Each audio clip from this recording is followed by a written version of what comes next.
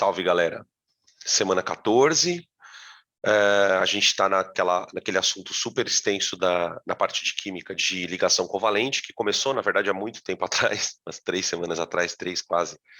A gente trabalhou ligação covalente, ligação dativa, e aí trabalhamos hibridização. Muita teoria, né?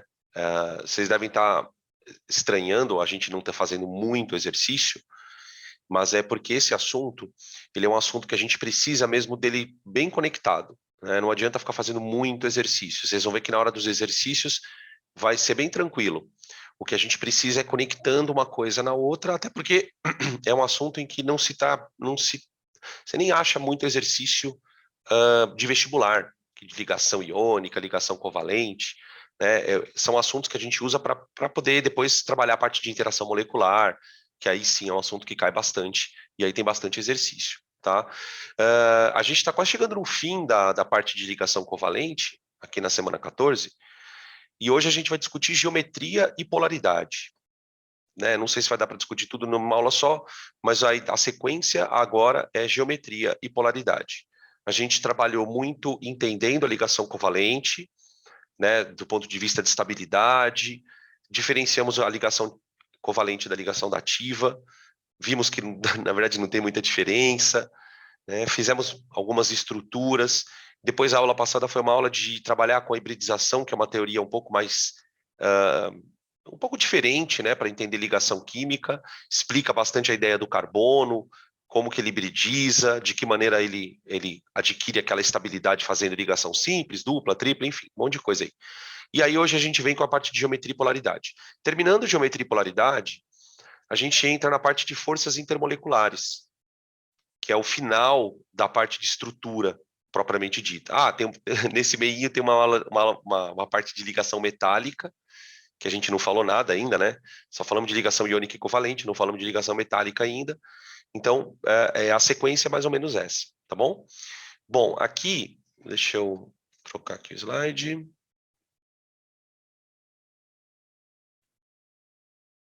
Pronto. Aqui eu coloquei uma lista de propriedades dos compostos covalentes, né? A gente está trabalhando com ligações e ligação iônica, ligação covalente, ligação metálica. Então, o que acaba acontecendo? Quando os átomos se unem para formar uma substância, dependendo do tipo de ligação que o átomo faz, ele iônica, covalente ou metálica, né? Ele vai apresentar um conjunto de propriedades. Então, não sei se vocês vão lembrar que na aula de ligação iônica, eu coloquei uma lista de propriedades dos compostos iônicos, tá? Então, eu sugiro que quando você for estudar esse assunto, pegue essas duas listas e compare as duas, para que vocês entendam algumas coisas, né? Bom, a ligação covalente ela é bem diferente da ligação iônica e vai dar origem a compostos de características diferentes. Por exemplo, bom, essa primeira parte aqui, ó, a gente fala que os compostos covalentes são chamados de moleculares, né? Eu já falei sobre isso em alguns momentos, né? A diferença de molécula e íon.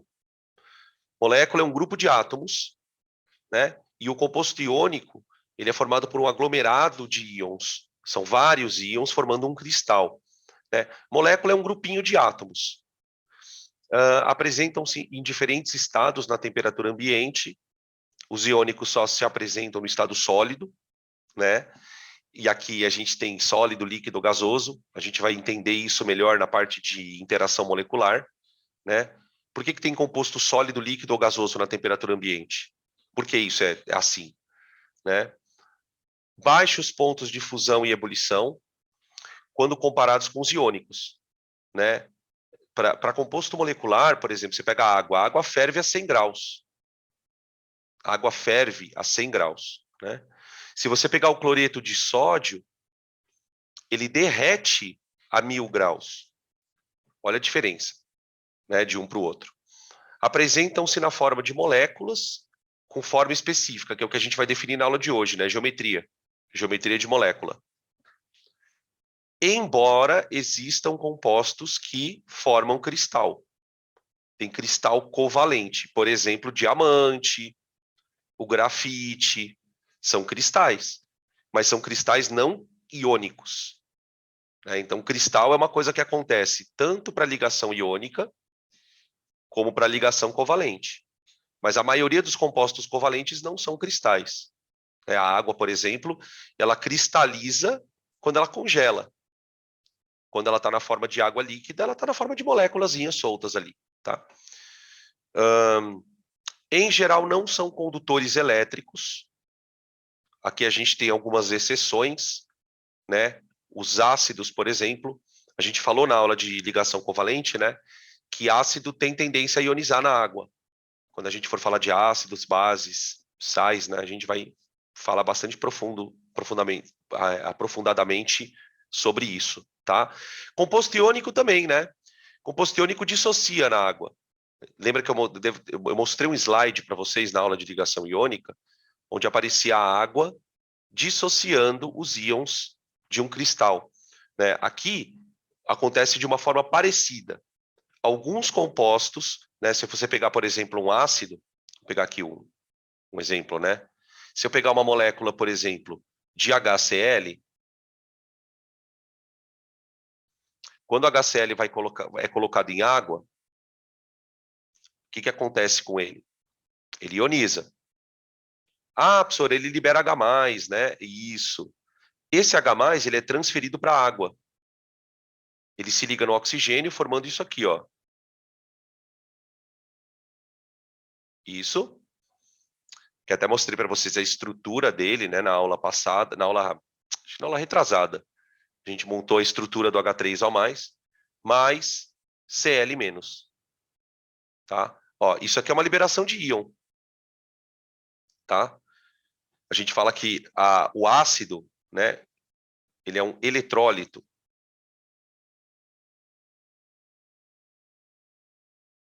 Ele é um eletrólito, tá? O que é um eletrólito? É um composto que em água conduz corrente elétrica. Em solução aquosa,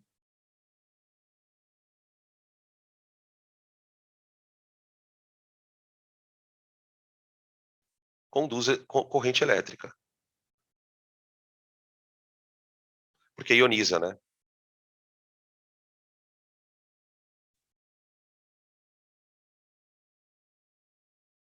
Nosso corpo é cheio de eletrólito, né? Nosso corpo é cheio de eletrólito, tá bom? Beleza? Mas isso a gente deixa para falar depois. Então, o tema central da aula é geometria, tá bom? Podem tirar print, para a gente passar para o próximo slide.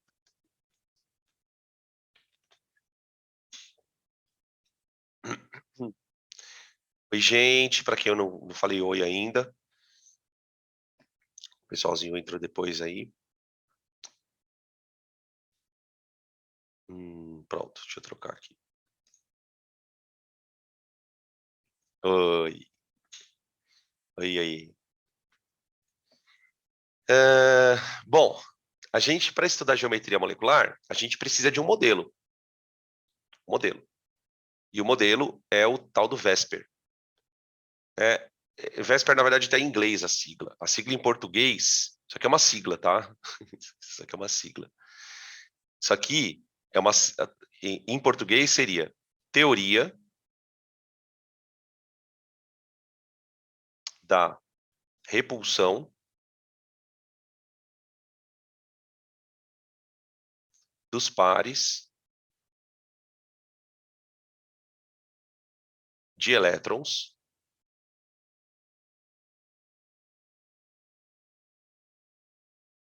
da camada de valência.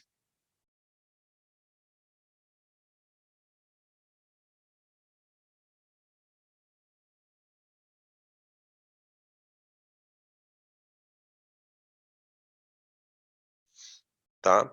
E o nome da teoria é bem grande, né?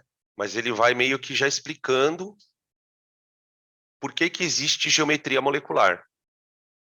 Na verdade, a teoria, né, ela tenta explicar por que existem geometrias moleculares. Tá? Vamos ler aqui o slide, aí depois eu vou mostrar um negócio para vocês, aqui um simulador. Essa aula, gente, não dá para ficar escrevendo muito, tá ligado? Você tem que meio que olhar uns negócios, desenhar. Então, para quem não gosta de desenhar aí, tá? Mas eu já aconselho, para quem está anotando a aula, nós vamos desenhar bastante, tá? Ó, vamos ler aqui primeiro. Teoria que enfoca a repulsão exercida por pares eletrônicos da camada de valência do átomo central de uma molécula. Então vamos parar aqui e já ler essa primeira frase juntos. Lembra que a gente, na aula de ligação covalente, a gente estava desenhando estrutura e eu falei para vocês assim, galera, olha o átomo central. O átomo central, aquele átomo que faz bastante ligações, aquele átomo que em torno dele vão se ligar aos outros elementos, né? A gente até mostrou alguns exemplos lá. O que a teoria fala é que a geometria da molécula é determinada pelo elemento central. Então, se a água é angular, a culpa é do oxigênio. Se o metano é tetraédrico, a culpa é do carbono. Se a amônia é piramidal, a culpa é do nitrogênio. Se você quer entender geometria molecular, você tem que olhar para o elemento central. E o que esse elemento central tem? Bom, ele tem uma camada de valência, certo? E o que eu tenho na camada de valência? Pares eletrônicos. Não são esses pares eletrônicos que o átomo usa para fazer ligação? Tem átomo que faz uma ligação, tem átomo que faz duas, tem átomo que faz três, enfim. O que a teoria vai dizer é o seguinte: esses pares eletrônicos, por serem pares de elétrons, eles tendem a se repelir. E ao se repelir, porque são elétrons, têm cargas de mesmo sinal, né? Ao se repelir, a molécula vai assumir uma determinada geometria. Ah, mas que geometria é essa, Danilo? Depende. Depende do número de par de elétron que se repele. A molécula pode ter um elemento central com 2 pares de elétrons se repelindo, 3 pares de elétrons, 4 pares de elétrons, 5 pares de elétrons, né? Cada ligação que ela faz, cada ligação que o átomo faz, conta como um par eletrônico, que vai repelir os demais. Então, é um exercício de geometria espacial mesmo, tá? Ó, olha o que ele fala.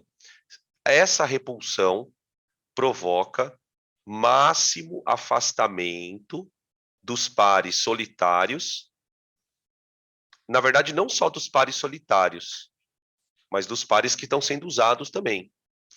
O que determinará a organização das nuvens de elétrons ao redor do átomo central.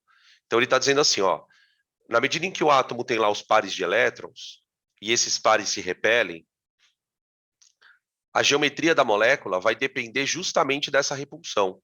Quando ele fala aqui, o que vai determinar a organização das nuvens.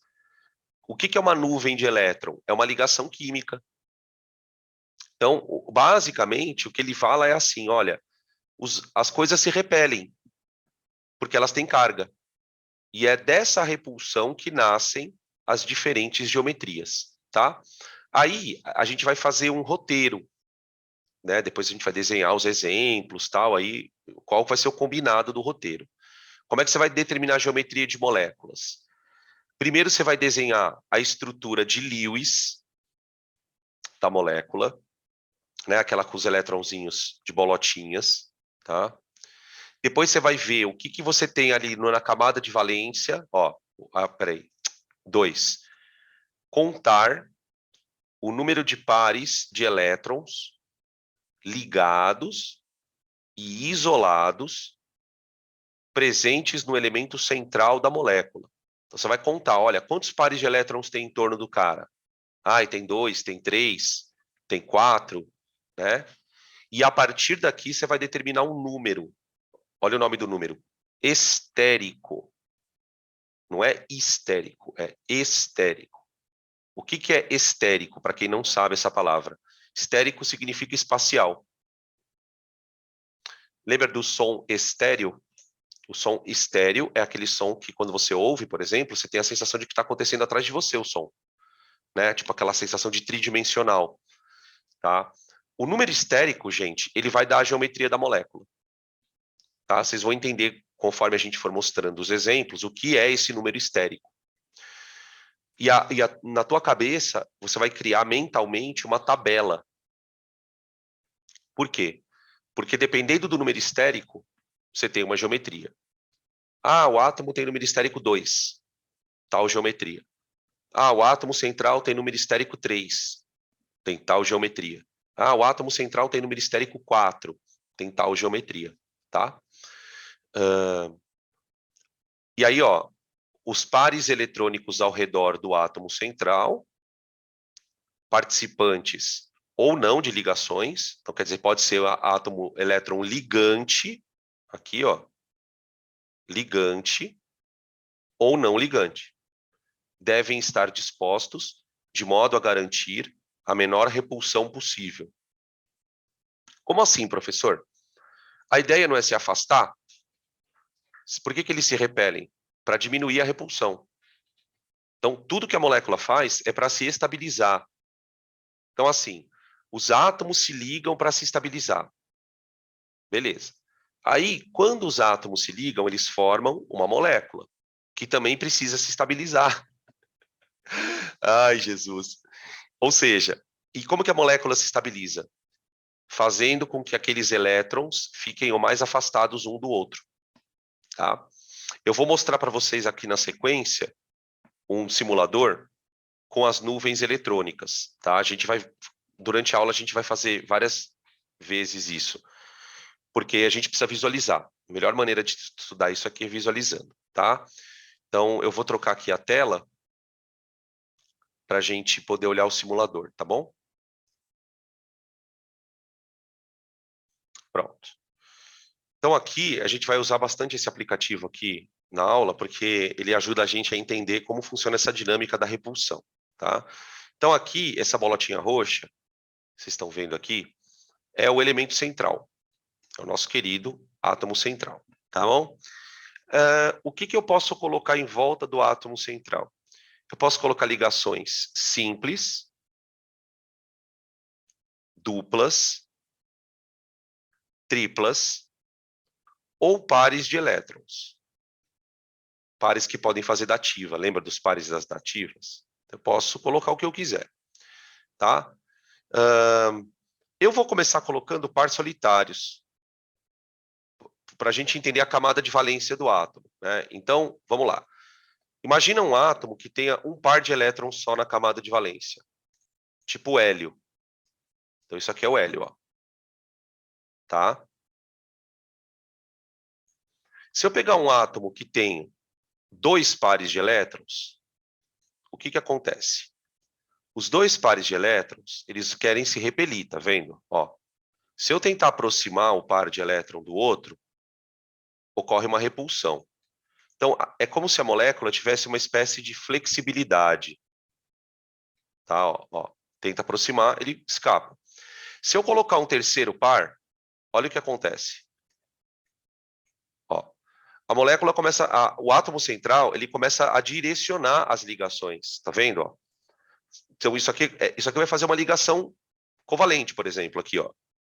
Aqui uma outra ligação covalente. Outra ligação covalente. Tá vendo? Ó? Se eu colocar mais um par de elétron, olha o que acontece. À medida que o átomo vai ficando com muitos pares em volta, esses pares vão se repelindo e vão assumindo, de maneira consequentemente, né, vão assumindo uma geometria diferente, tá? Inclusive, a gente consegue até determinar os ângulos, ó, dos pares. A gente vai mostrar depois, quando eu colocar as ligações, a gente vai mostrar os ângulos das ligações, tá? Beleza? Ó, aqui eu tenho a opção geometria do elétron. Então, ó, vamos tirar a par de elétron. Ó. Põe um par de elétron. Ó. Se eu colocar o segundo par, ó, a geometria é linear. Ó. Então, as geometrias começam a apresentar nomes, tá vendo? Ó? Isso aqui é uma geometria linear. Tá? Agora, colocar um terceiro par. Ó lá. Geometria trigonal. Trigonal plana. Tá vendo? Coloca mais um par. Geometria tetraédrica. Então, quem se ligar aqui, isso aqui é um carbono sp3, ó. Lembra que a gente estudou carbono sp3 na aula de hibridização? Ó? Esse aqui é um carbono sp2. Depois a gente vai mostrar as geometrias dele. Tá? Então, resumindo a história, né? A geometria ela é dada por essa interação de elétrons do elemento central. Tá? Isso é do elemento central. Você não vai se preocupar com essas repulsões dos elementos que estão em volta dele. Tá bom? Até porque a gente vai começar montando molécula pequenininha. Depois a gente entra nas moléculas mais complicadas. Tá bom? Beleza? Vamos voltar lá para o slide, então? Peraí. Prontão. Voltamos. Então, vamos começar agora a estudar caso a caso. Tá? E aí a gente depois pega, vai montando as moléculas ali no simuladorzinho. Então, peraí. Pronto. Bom, o nosso propósito aqui é montar molécula pequena. Tá? 4, 5, 6, no máximo 6, 7 átomos. Depois a gente extrapola isso para moléculas maiores. Então, a gente começa com as moléculas mais simples que podem existir, que são moléculas diatômicas. Aqui, gente, não tem átomo central. Não tem átomo central. Você tem 2 átomos, né? Você pode ter uma molécula como a de H2, que é uma molécula apolar, né? Porque os átomos têm eletronegatividades iguais, né? Então você teria isso aqui, ó, né? A estrutura de Lewis. Vamos desenhar as estruturas aqui, ó. Estrutura de Lewis para o H2 seria um hidrogênio, fazendo uma ligação covalente com o hidrogênio, acabou. Tá? Isso aqui é uma molécula unidimensional. Unidimensional, né? E o HCl também, ó, não muda. Aqui, H, só que o cloro tem 7, né, na camada de valência. Aqui, ó. Aqui. Pronto, ó. Aqui. Molécula diatômica sempre linear. Tá? Depois a gente vai aprender a tirar a polaridade delas. Porque assim, numa molécula como essa, é fácil você saber se ela é polar ou apolar. Né? H2, apolar. O HCl, polar, porque o cloro puxa elétron, tem todo aquele lance da eletronegatividade do átomo, né? Enfim. Tá? Agora, quando a molécula começa a ficar com mais átomos, aí a geometria começa a importar. Tá? Beleza? Tudo bem? Vou trocar aqui, para a gente passar para os casos melhores. Os casos mais legais. Pode tirar print.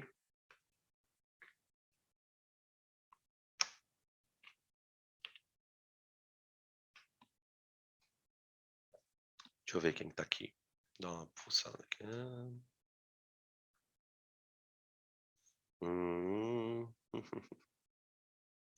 Legal. Maravilha. Vamos continuar. Estava fuçando aqui, gansando para ver quem está aqui no chat. Bom, agora a gente começa com as moléculas poliatômicas. Né? Com as moléculas poliatômicas. Espera aí. Aqui, 2. Átomo com número estérico 2. Aqui, deixa eu só pedir um favor. Aqui, tira o diatômicas, né? E coloca poliatômicas. Por favor, tá? Poliatômicas.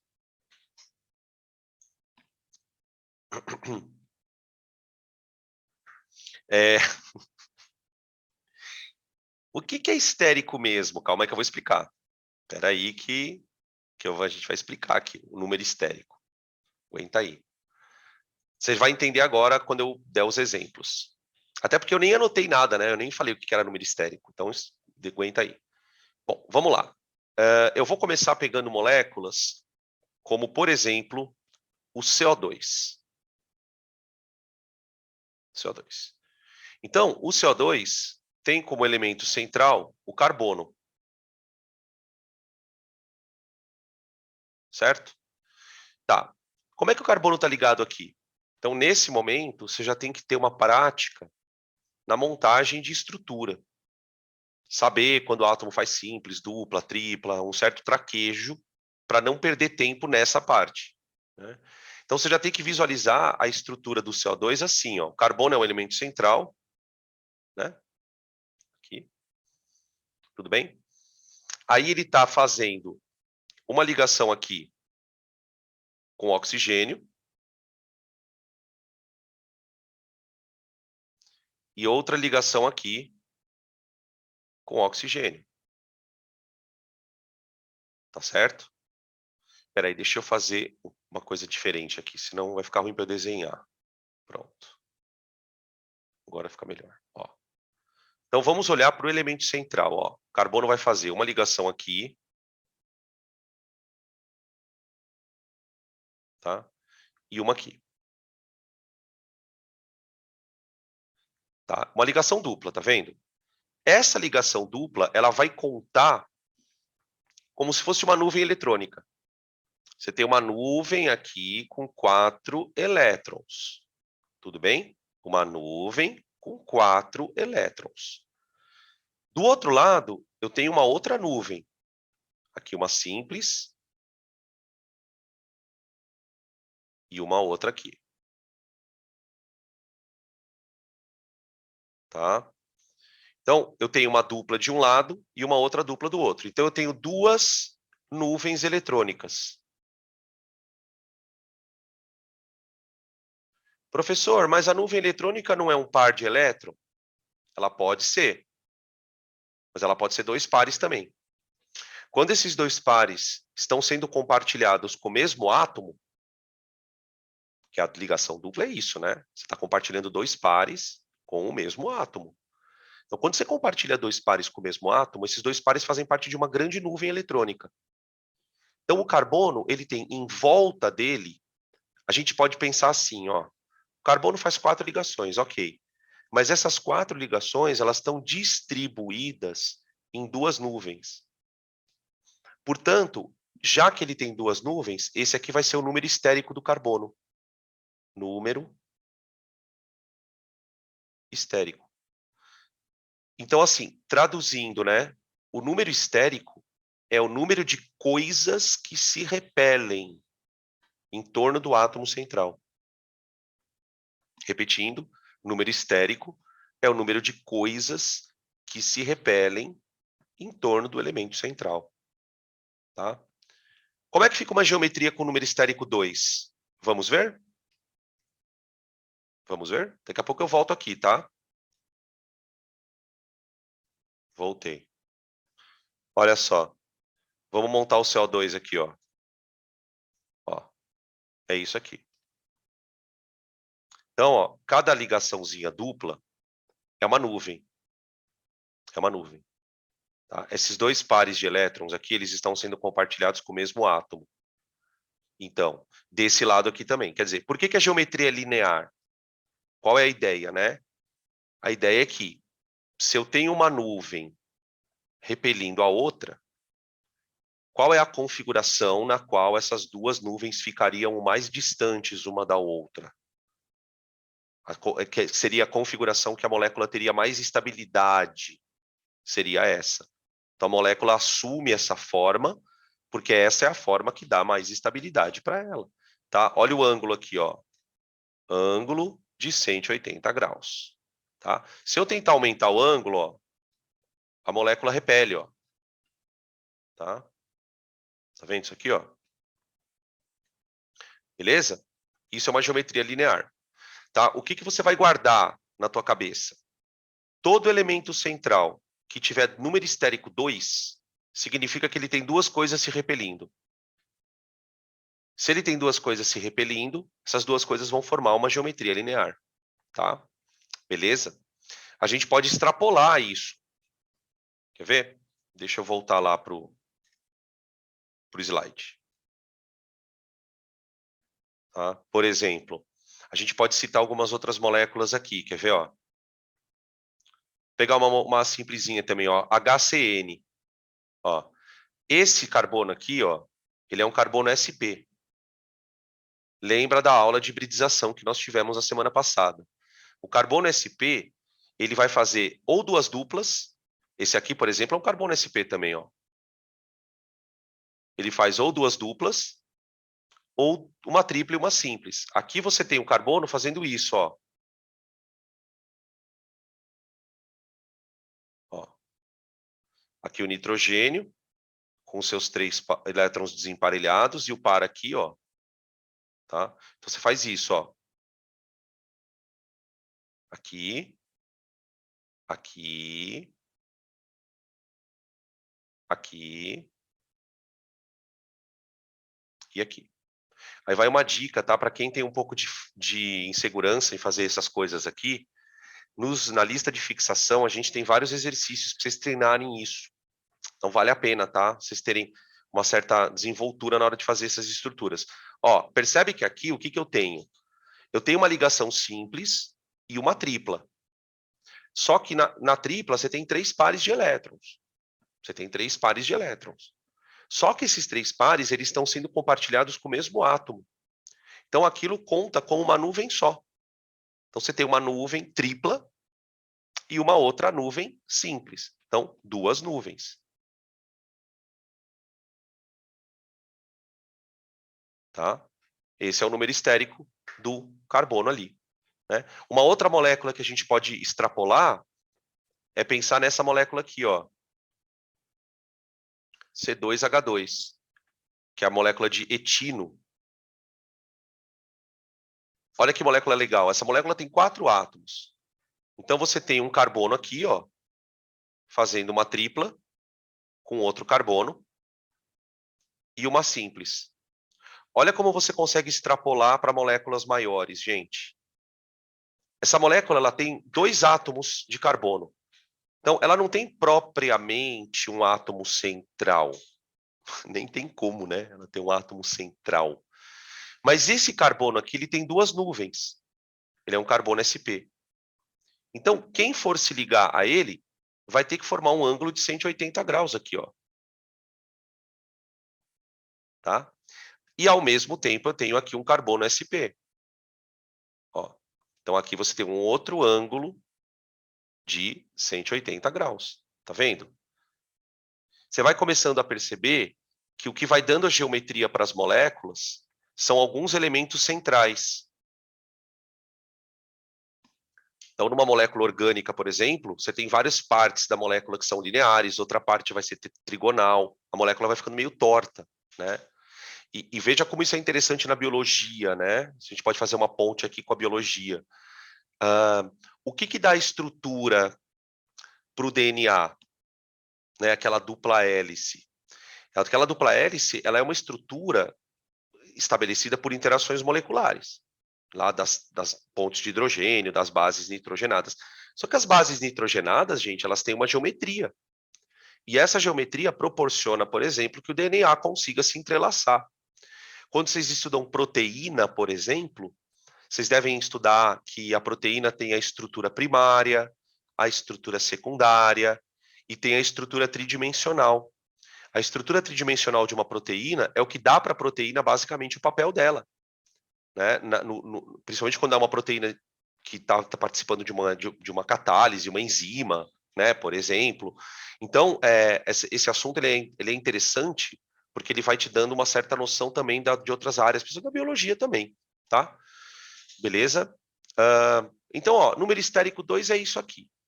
Não tem outra possibilidade, 2 nuvens, elas se afastam e formam ali as geometrias lineares, tá? Então, deixa eu colocar aqui só o nome da geometria, que daí vocês anotam, tá?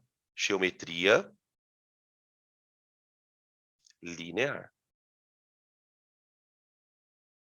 Beleza? Pode tirar print, então, para a gente passar para o próximo slide.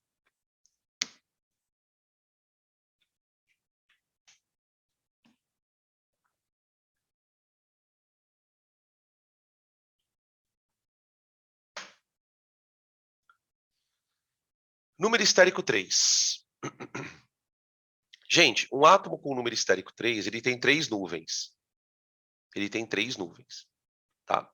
Só que aí a coisa começa a ficar um pouco interessante. Por quê? Porque um átomo com número estérico 3, ele tem 3 nuvens, porém, elas podem estar cheias ou vazias. Como assim, Danilo? O que é uma nuvem cheia? É uma nuvem ligante.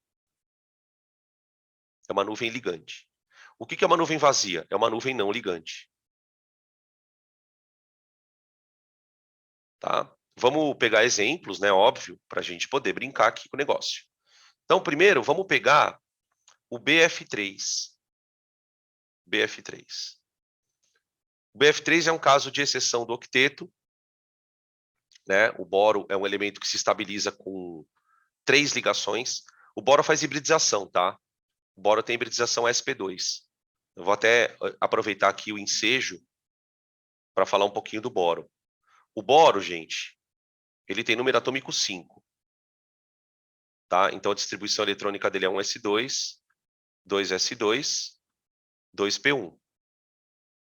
Só que essa distribuição aqui, ela é a distribuição que não existe. Não existe. Como assim, Danilo? O boro sofre hibridização. Na verdade, como é que é a camada de valência do boro? Ele tem 3 orbitais sp2. Ele tem 3 orbitais sp2. Os 3. E um orbital p. E um orbital p. Tá? Ele tem 3 elétrons na camada de valência. Tá vendo aqui, ó? Cada elétronzinho da camada de valência está em orbital sp2. Aqui. Tá? E ele só faz 3 ligações. Essas 3 ligações, elas vão tentar se repelir. Né? De que maneira? Vamos ver aqui, ó. Deixa eu colocar aqui embaixo. Acho que eu consigo colocar os dois aqui. Colocar bem aqui no cantinho, ó. Boro. Os elétrons, eles vão tentar se afastar. Então, aqui vem um flúor. Ó, aqui. Vem um outro flúor aqui. Com 7 elétrons. Aqui, ó. E o terceiro flúor aqui. Aqui e aqui, ó. Pronto. Tá? A figura, ela forma uma espécie de um triângulo, ó.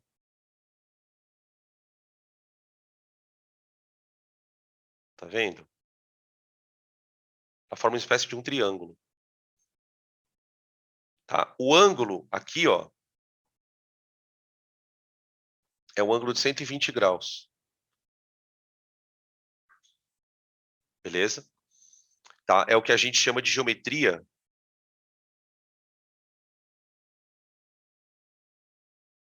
plana. Por que a geometria se chama plana? Porque as ligações estão todas no mesmo plano. A molécula é chapada assim, ó. Plana, trigonal. Trigonal. Todo elemento que tiver 3 nuvens eletrônicas vai tender a formar isso. Agora, aqui tem uma questão importante. Essas nuvens eletrônicas, elas estão todas sendo usadas por átomos de flúor. Certo? As nuvens eletrônicas do boro. Então, eu digo que são nuvens cheias. Nuvens cheias. Tá? Agora, eu vou pegar um exemplo para vocês perceberem como que a coisa muda um pouquinho. Ó, vamos pegar a molécula de SO2. Vou pegar a molécula de SO2. Na molécula de SO2, o elemento central é o enxofre. Então, o enxofre, ele tem uma nuvem aqui, ele tem 1, 2, 3, 4, 5, 6. Tá? Quando ele vai fazer ligação com o oxigênio, olha o que acontece.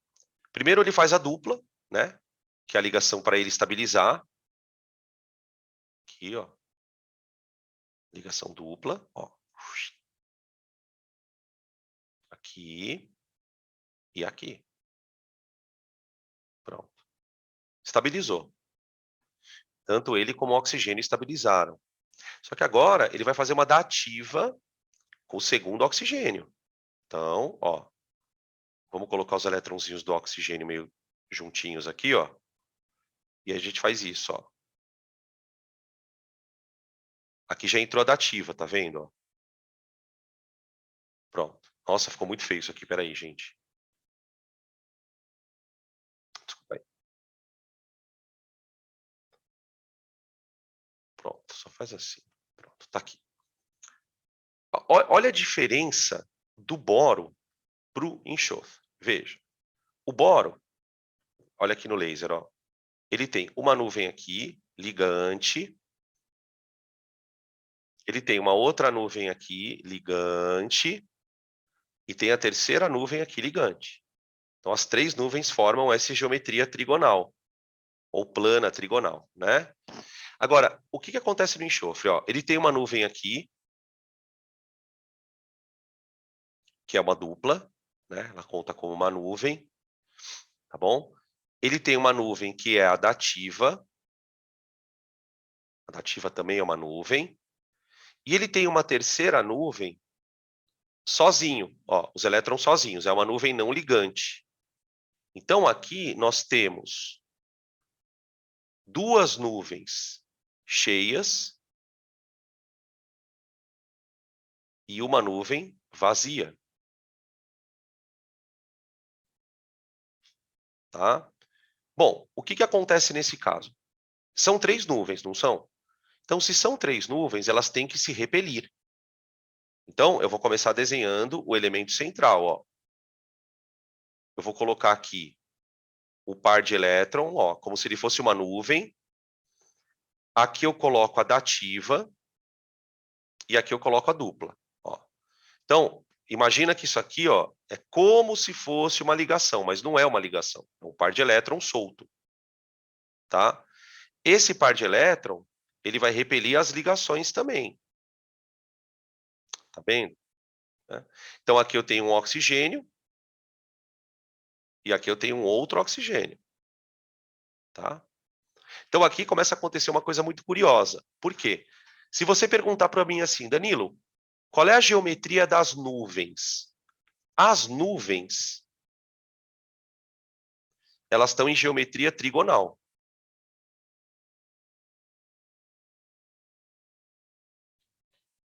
Só que como tem uma nuvem que está vazia, a molécula em si, que é a formada pelo enxofre, pelo oxigênio, ela não é uma molécula trigonal, ela nem tem uma cabeça aqui, ó. Ela nem tem uma parte superior. Então, ela é uma parte do trigonal, tá vendo? Ó? Ela é essa parte aqui. Essa geometria a gente chama de geometria angular, tá? Geometria angular.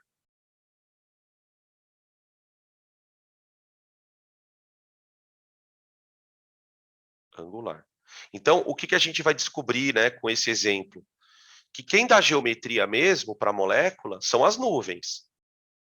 Agora, se as nuvens estão cheias, ou todas cheias, ou parcialmente cheias, aí você vai ter geometrias variadas, né? Então, número estérico 3. As nuvens são trigonais. As nuvens são trigonais. Se elas estiverem cheias, a molécula é trigonal. Se apenas uma nuvem tiver vazia, você tem só um pedaço da molécula, né, do trigonal, na verdade, que você vai chamar de geometria angular. Tudo bem? Parece um pouco complicado, mas depois, com o tempo, vocês vão acostumando, tá? Eu vou abrir para vocês fazerem algum tipo de pergunta, se quiserem, tá? Para a gente poder ir lá no tira print, para a gente poder voltar no simulador, que agora eu vou pegar esses dois casos e mostrar para vocês a diferença de um para o outro, tá bom?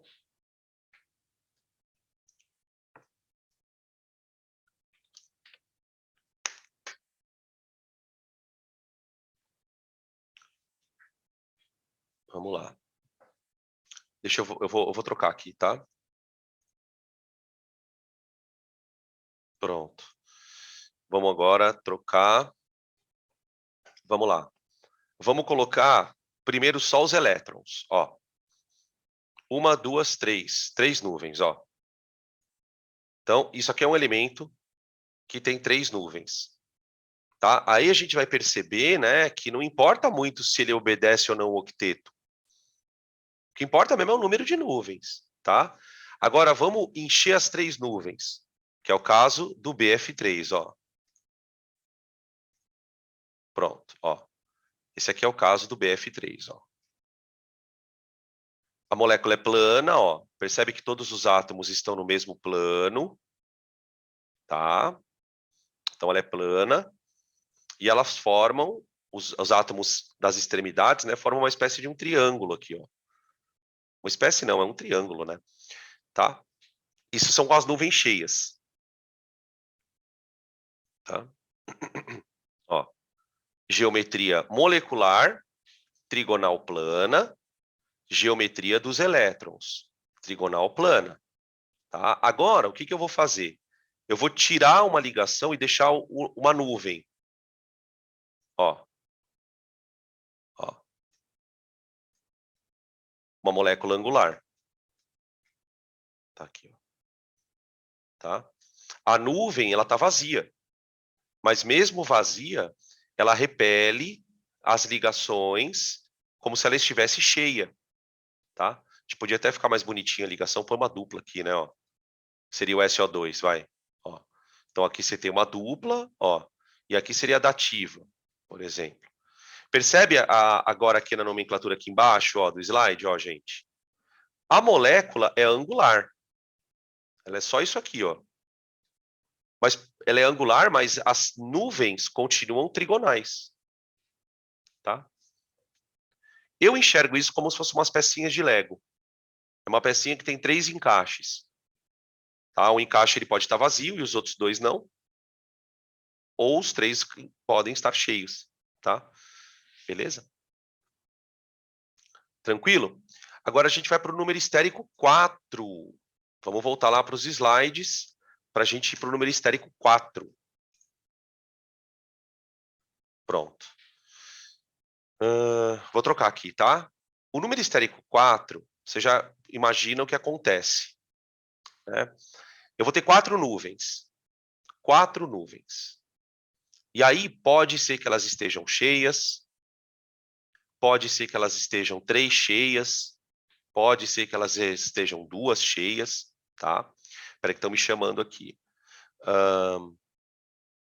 Não tá em tela cheia? Para mim tava, peraí. Ah, verdade, não tá não. Agora tá. Pronto, agora ficou melhor. Aqui. Achei que eu tivesse colocado. Tá bom?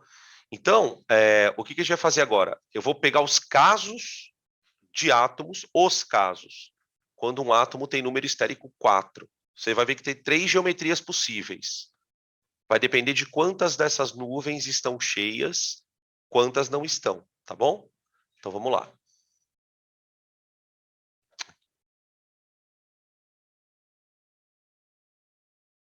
Número estérico 4.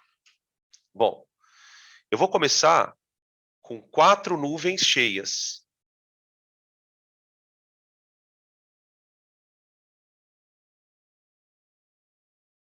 Cheias, tá?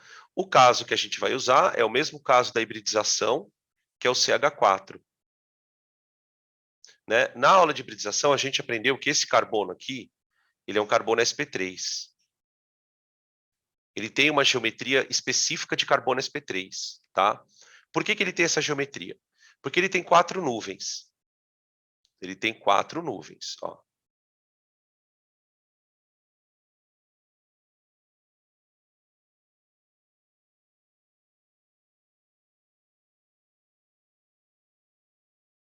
Ó, tá aqui a molécula, tá?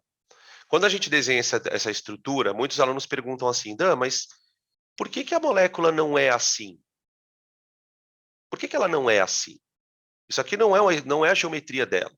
Ela não é assim, eu posso te responder pelo seguinte. Se ela fosse assim, todas essas ligações deveriam formar um ângulo de 90 graus. Concorda? Molécula seria a forma de uma cruz, uma espécie de uma cruz assim.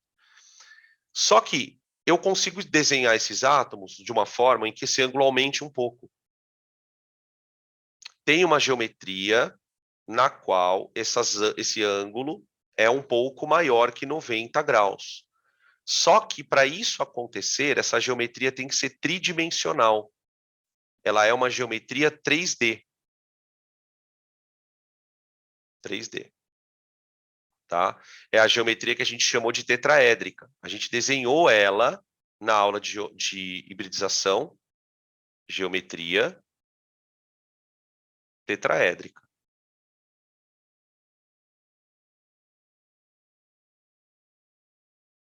Tetraédrica, tá? A gente desenhou assim, ó. Eu tenho o carbono aqui, né? Uma ligação para cima e uma para o lado, uma saindo da tela e outra entrando na tela. Como se fosse um tripézinho, tá vendo? Ó? Eu olho para isso aqui, eu enxergo um tripézinho e um microfone aqui, aqui em cima. Ó. Aqui o microfone e aqui os outros hidrogênios formando um tripé. Tá? Isso é um tetraedro, né? É uma figura de 4 lados. Você tem uma base aqui, ó, e aí as outras faces do tetraedro. Então, cada hidrogênio estaria ocupando um vértice do tetraedro, né? Um vértice do tetraedro.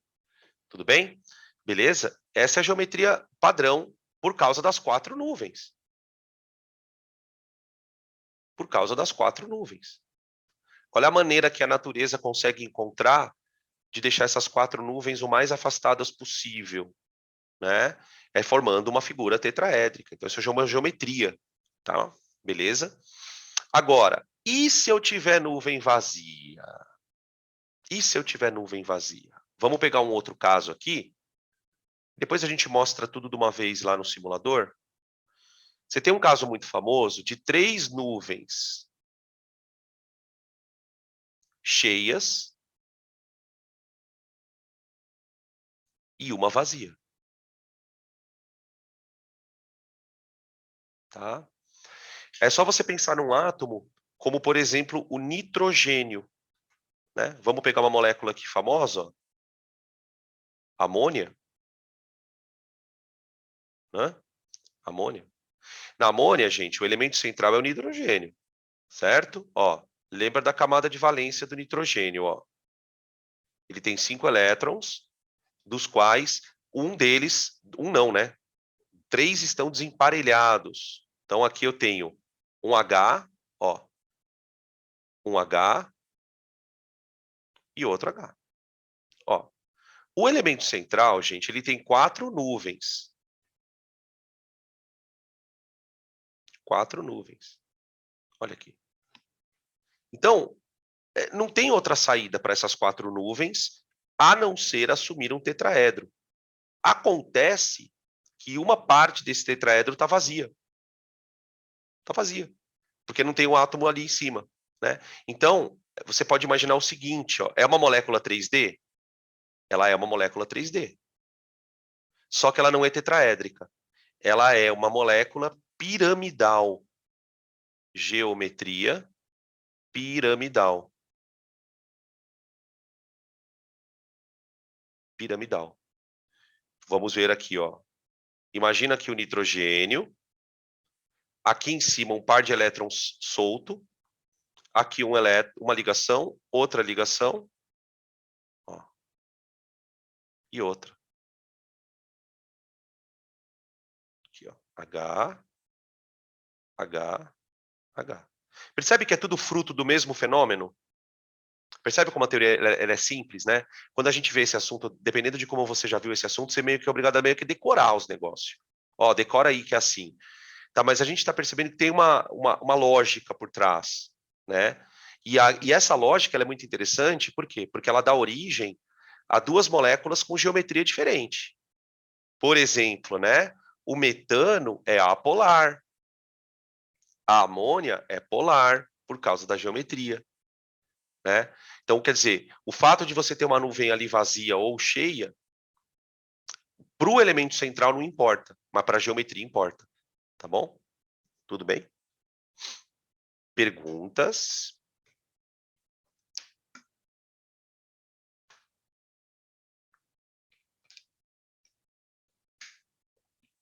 Continuando. Então, aqui nós temos duas situações para número estérico 4, né? 4 nuvens cheias ou uma vazia.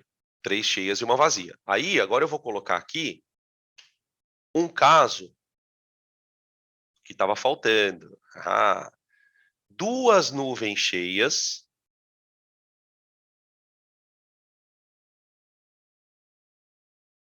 e 2 vazias. Quem será? Quem é o elemento central que tem 2 nuvens cheias e 2 vazias? Bom, tem vários, né? Mas o mais famoso é o oxigênio. O oxigênio, quando ele forma, por exemplo, a molécula de água, né? Na molécula de água, eu tenho a seguinte situação, ó. O hidrogênio aqui, o oxigênio fazendo duas simples, né? Ó, aqui, ó, uma e outra aqui. Olha lá. Tudo bem? Beleza? Ó, eu tenho 4 nuvens, gente, só que 2 vazias. 2 vazias. Então, o que acontece nesse caso? Ó, você tem um oxigênio aqui, tá? Eu vou desenhar uma ligação aqui e outra aqui.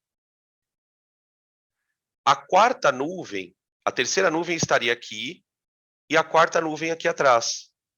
Ó. Tá percebendo que é um tetraedro desmontado? Ó. A geometria das nuvens, ela continua sendo tetraédrica. Tenta imaginar, por exemplo, que ó, isso aqui ó, tá entrando na tela. Isso aqui está entrando na tela. Tá? E isso aqui está saindo da tela. Mas elas estão vazias. Mas o fato delas estarem vazias não impede que essas duas aqui estejam repelindo também. Ó. Né? Por exemplo, tem muita gente que fala assim, Dama, por que a água não é angular? Não é angular, não. Por que a água não é linear? Porque essas duas nuvens não deixam. Né? Então, a gente vai percebendo que nesses 3 casos, né, tetraédrica, trigonal e angular, você tem a mesma razão. E aí uma coisa interessante, ó, esse ângulo aqui é o ângulo do tetraedro, que eu acabei nem falando para vocês, né? Aqui, ó, tá? Aqui. Esses ângulos são todos iguais, ó, porque eles são todos frutos. Opa, perdão, gente, desculpa aí. Eles são todos originados pelo tetraedro, ó, tá? Ele é um ângulo de aproximadamente 109 graus, tá? Aproximadamente 109 graus. Aqui e aqui também, ó. Pronto, tá? Tudo bem? Tranquilo? Beleza? Agora eu vou voltar lá no simulador que a gente vai dar a última passada nele, tá? Espera aí. Pronto. Vamos lá. Ó. 4 nuvens. 1, 2, 3, 4. Ó. Já observa aqui embaixo, ó, geometria dos elétrons. Tetraédrica. Então as nuvens vão formar lá um tetraedro por conta da repulsão, tá? Agora, se eu trocar o tetraedro das nuvens por átomos, dá na mesma, ó. Pronto. Olha lá. Tá aqui. É uma molécula tridimensional. Quando a gente desenha ela mais ou menos assim, ó. Ó. Ó. Meio chato de acertar ela aqui. Pronto, ó. É isso aqui. Então você tem uma ligação para cima, uma para o lado, aqui, uma para cima, né, ó. Aqui, uma para o lado, uma saindo da tela e a outra entrando na tela. Tá vendo? Tá? Isso aqui é o metano, ó. Geometria dos elétrons, tetraédrico. Geometria da molécula, tetraédrico. Tá? Agora, eu vou tirar um ligante e botar uma nuvem, ó. Agora virou amônia. Percebe que o ângulo continua 109. Olha lá. Isso aqui é piramidal, ó. Isso aqui é a molécula piramidal. Tá? Isso é amônia. O ângulo continua sendo 109 graus, por quê? Porque o que originou o ângulo foi a repulsão das 4 nuvens, não importando se elas estão cheias ou vazias, tá? Aí eu vou tirar mais vou tirar mais um ligante e botar mais uma nuvem, ó. Isso aqui é água, ó. Então a gente enxerga a água como sendo angular, ó. Mas percebe que o angular da água é diferente do angular do SO2? Só que é a água, ó. Nesse angular, eu tenho 109 graus, ó. Agora, se eu tirar uma nuvem, olha o que acontece com o angular. Ele fica 120. São angulares, mas o ângulo é diferente. Ó, 4 nuvens. Percebe que com 4 nuvens, o ângulo já é um pouco menor, porque tem mais nuvens repelindo. Tem mais nuvens repelindo, né? Tira uma nuvem, ó lá, SO2. Isso aqui é o SO2. Tudo bem? Beleza?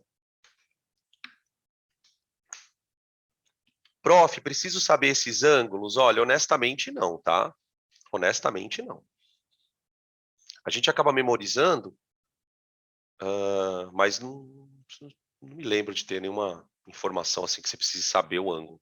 O mais importante é a geometria, tá bom? Beleza?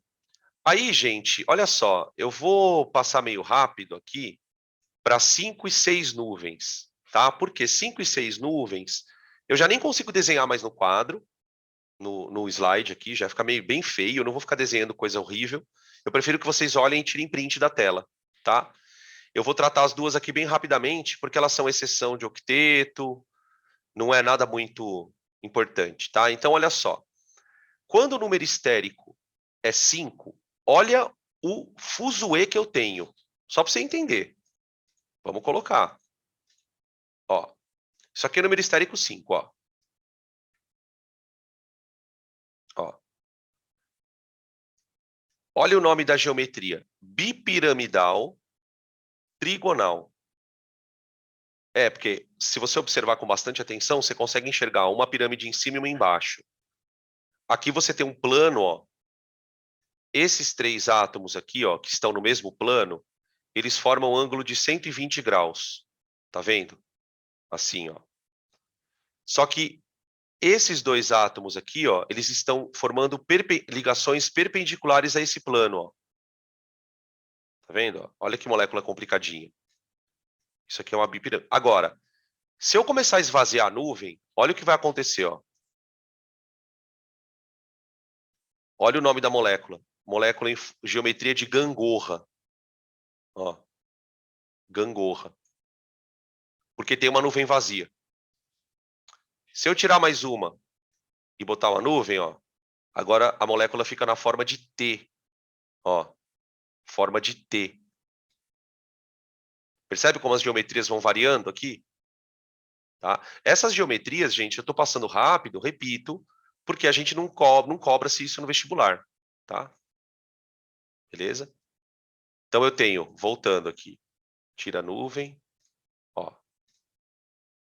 5 pares, ó, 5 número estérico 5.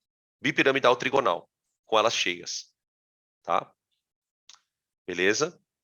Se eu tirar uma e deixar vazia, gangorra. Ó. E se eu tirar outra e deixar vazia, eu tenho forma de T. Forma de T.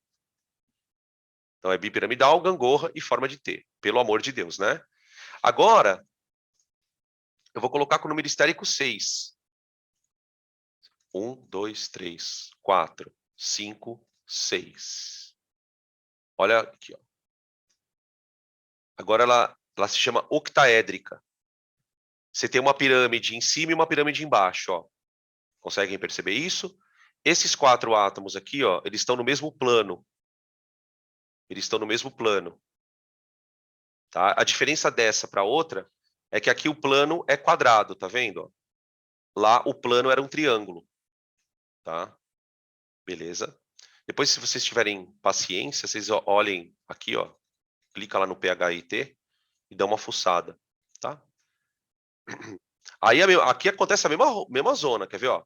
Se eu botar uma nuvem vazia, ó, a geometria fica piramidal quadrada. Ó, ela fica assim, ó. 4 átomos numa base e um lá em cima no topo da pirâmide. Aí eu tiro uma e boto uma nuvem. Vira quadrado planar. Olha lá. Tá? E aí as moléculas vão ganhando variações. Tá bom? Tudo bem, galera? Beleza? Eu vou voltar aqui para os slides. Espera aí. Prontinho. Então, fechou. Então, discutimos as geometrias principais, tá? De acordo com o número estérico. E aí agora a gente vai fazer um intervalo. São 15h40. Aqui no meu, a gente faz um intervalo de 10 minutos, e aí na segunda parte da aula, a gente vai aprender a pegar essa geometria e usá-la para determinar a polaridade da molécula, tá? Então são duas coisas que são atreladas. Eu tenho a geometria, ok, já sei a geometria dela, agora eu vou usar a geometria para determinar se a molécula é polar ou apolar, tá bom? Beleza? Então, ó, em 10 minutinhos a gente volta, gente. Aí a gente já termina aqui o assunto. Buenas. Voltamos então para a segunda parte aqui, discutindo polaridade de moléculas. O que a gente aprendeu na aula de ligação polar-apolar? Vamos lembrar aqui. Quando dois átomos de eletronegatividade diferentes se unem, ocorre o que a gente chamava lá na aula, né, de distorção da nuvem eletrônica. Tá? A nuvem eletrônica da molécula, ela fica torta por causa da diferença de eletronegatividade. Então, a gente costuma dizer assim, né, de uma maneira bastante simplificada, assim, olha, o flúor, por ser mais eletronegativo, ele acaba puxando o par eletrônico de tal maneira que esse par eletrônico fique mais tempo perto do flúor do que perto do hidrogênio. Então, você tem ali uma polarização, certo? Essa polarização, ela vai acontecer toda vez que eu tiver dois átomos com diferente eletronegatividade desligando. Acontece assim, né, que quando a molécula é formada por dois átomos, automaticamente você já sabe onde está o polo negativo e o polo positivo. Você já sabe. O que a gente vai fazer aqui é trabalhar com aquelas moléculas que a gente viu agora há pouco, né, e ver como é que a gente trabalha com várias ligações em várias geometrias, tá? Já adiantando, deixa eu colocar aqui para vocês o outro slide, ó. Espera aí. Aqui. Ah, não está aqui. Onde que está? Não está. Na aula de ligação polar e apolar, eu vou fazer aqui. Aqui acho que fica mais fácil. Ó, vamos lembrar aqui. Lembrar. Como é que a gente representa essa polarização? A gente usa um vetor. Um vetor. Esse vetor, representado pela letra μ, né, ele é chamado de vetor momento de dipolo. Tá? Então, por exemplo, no caso da molécula de HF, que tem uma geometria linear, né? Molécula de dois átomos, tem uma geometria linear, eu tenho um vetor representado assim, né? Aqui, ó, mostrando que na região próxima ao flúor, eu tenho um polo negativo. Uma região rica em elétrons, que a gente representava assim, ó. Assim. Tá? Essa letrinha grega aqui, o sigma, e o menusinho. Tá? Do lado do hidrogênio, que seria a região pobre em elétrons, que seria o polo positivo, polo positivo, a gente representa o símbolozinho mais, tá? Tanto faz escrever o sinal do lado esquerdo ou do lado direito, tá, gente? É só uma representação para dizer onde está mais rico em elétrons, onde está mais pobre, tá? Só que essa molécula, como ela é muito simples, ela só tem um vetor, certo? Ela só tem um vetor. E esse vetor faz com que a molécula seja polarizada. Então, aqui eu tenho uma ligação polar, certo? E essa ligação polar resulta numa molécula polar.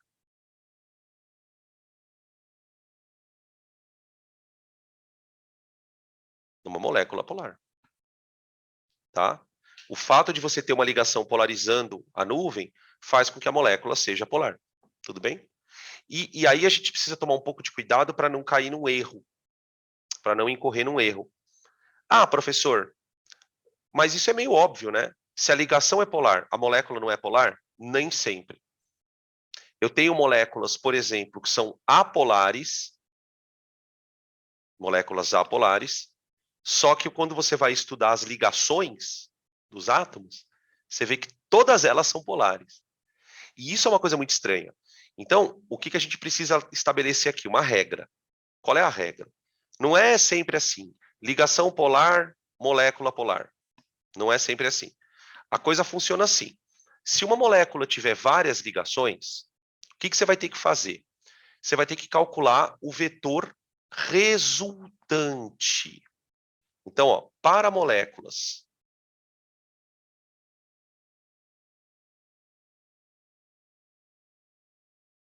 poliatômicas,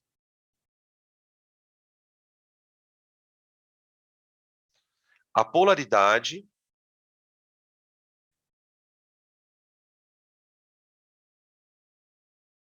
é dada pelo vetor resultante. Eu vou mostrar para vocês o que isso quer dizer na prática. Tá? A gente aprendeu na física, né, a somar vetor. E quando a gente soma vetor, tem toda uma técnica lá para você desenhar o vetor resultante. Então, o que a gente vai fazer aqui é usar essa ideia para determinar a polaridade de moléculas. Eu vou olhar para a molécula, eu vou olhar para todas as ligações que ela tiver e vou atribuir os vetores e vou somar esses vetores. E aí, dependendo do resultado dessa soma, a gente vai dizer se a molécula é polar ou não, tá? Então, a melhor maneira de mostrar isso é com exemplos. Não dá para ficar aqui discutindo muito, é assim, assim, assim, se a gente não mostrar os exemplos, tá bom? Podem tirar print.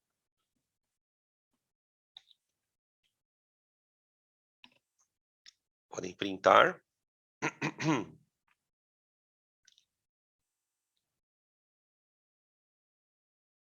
Só que a gente já viu, eu não vou perder tempo aqui. Pronto. Opa, perdão. Aqui. Pronto. Vamos começar pegando algumas moléculas meio aleatórias para a gente ir discutindo caso a caso. Vamos pegar, por exemplo, moléculas lineares. Lineares. Vamos começar com moléculas lineares. Tá? Então, vamos pegar a primeira molécula de HCN. Tá? E vamos comparar com a molécula de CO2. Para a gente perceber bem as diferenças. Tá? Bom, vamos lá. Aqui, a gente vai olhar para a molécula de HCN e vai identificar primeiro que eu tenho duas ligações, uma simples e uma tripla. Tá? Na ligação simples, eu tenho carbono compartilhando elétron com hidrogênio. Tá? Na escala de eletronegatividade, e aí é importante que vocês lembrem da escala de eletronegatividade, né? Vamos colocar aqui, ó, observação. Fui ontem no clube, briguei e saí correndo para o hospital. Certo? São os ametais. Por que essa fila você precisa memorizar? Para você, na hora, descobrir quem puxa elétron. Então, aqui eu tenho, ó, o carbono puxando elétron do hidrogênio. Isso aqui é um vetor. Vamos chamar de μ1. Tá? E aqui eu tenho um outro vetor, μ2, mostrando que o nitrogênio puxa do carbono. Tá vendo? Então, eu tenho dois vetores indicando que existe uma polarização para o lado do nitrogênio. Para o lado do nitrogênio. Tá? Então, aqui eu tenho um polo negativo e aqui um polo positivo. Então, veja que nessa situação eu tenho duas ligações polares. Cada uma representada por um vetor. E quando a gente imagina uma soma desses vetores, e aí é claro, né, gente, a gente não vai ficar calculando soma de vetor. Não é essa a ideia. A gente vai perceber que as duas ligações estão polarizadas para o mesmo lado. Então, isso acaba fazendo um efeito de somatória mesmo. Eu puxo para a direita, você também puxa para a direita, como se fosse uma força resultante, vai. Pensar desse jeito que isso fica fácil da gente entender. Tá? E a molécula é polar.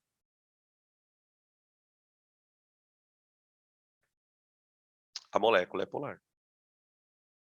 Tá? Aí. Duas ligações polares, a molécula é polar. Agora, veja o que acontece numa molécula como o CO2. Na molécula como o CO2, eu tenho uma ligação polar para a direita, μ1, e uma ligação polar para a esquerda, μ2. São símbolos de vetor. Tá. Aqui o que a gente tem os dois vetores, eles têm o mesmo valor. Ah, como assim tem o mesmo valor, professor? Porque as ligações são idênticas. A diferença de eletronegatividade entre os átomos é a mesma de um lado e do outro. Então, os dois vetores se anulam. Os vetores se anulam.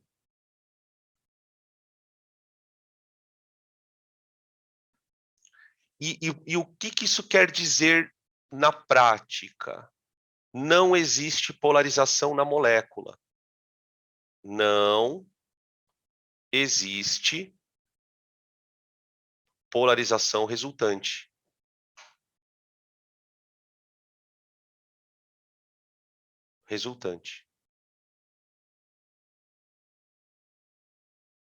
Percebe a diferença?